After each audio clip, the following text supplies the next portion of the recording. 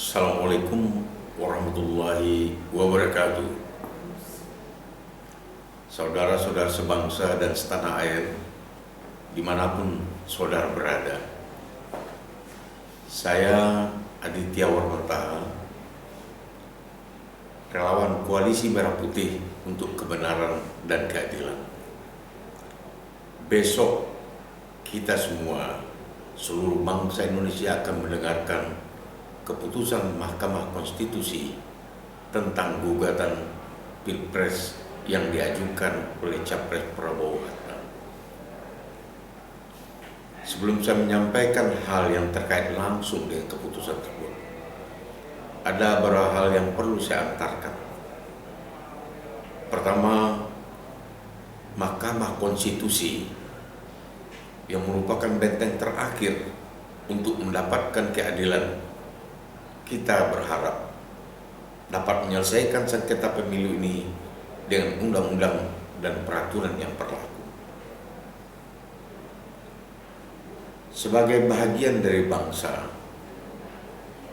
kita tidak ingin memiliki pemimpin yang menang atas kecurangan dan pemerkosaan terhadap suara rakyat. Oleh karena itulah, kita berkeyakinan bahwa lembaga konstitusi Mahkamah Konstitusi ini, yang perlu saya ulangi, bahwa merupakan benteng terakhir untuk tegaknya keadilan. Oleh karena itulah, kita bersama mendukung Mahkamah Konstitusi sebagai wadah penyama bangsa dan negara. Saudara-saudara, ada sesuatu yang ingin saya kemukakan yang selalu menggelitik hati saya belakangan ini. Ada beberapa media, ada pejabat-pejabat maupun tokoh yang mengemukakan masalah legowo, meminta supaya Prabowo Hatta legowo menerima apa yang telah diputuskan KPU.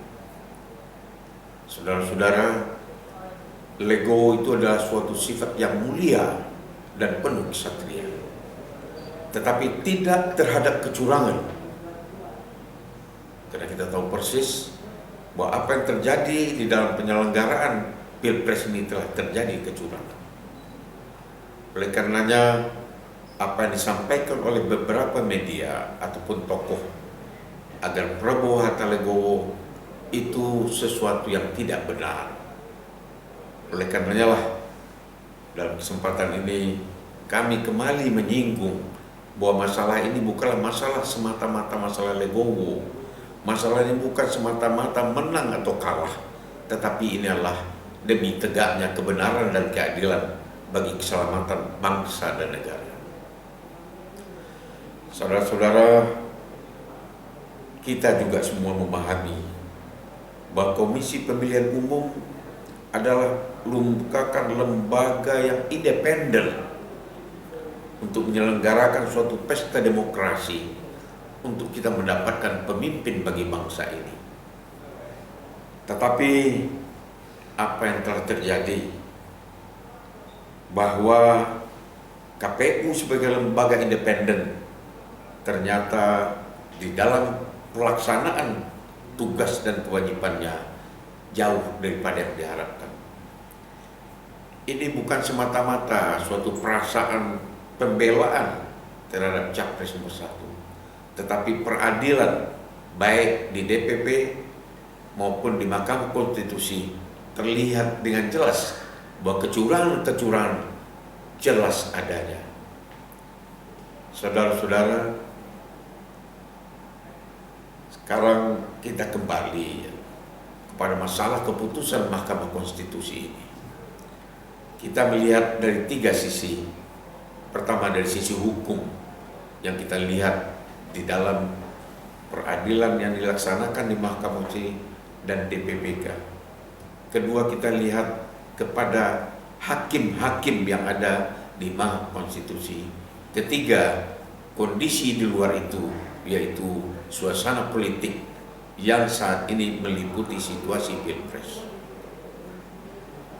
Kita tentunya berharap sebagaimana namanya koalisi ini adalah saya sebagai relawan Koalisi Merah Putih untuk Kebenaran dan Keadilan ini berharap sangat bahwa apa yang telah ditunjukkan di pengadilan itu, apa yang telah ditunjukkan di sidang, hendaknya betul-betul menjadi suatu keyakinan bagi anggota-anggota majelis hakim ini untuk mengeluarkan sesuatu keputusan yang benar-benar jujur dan adil.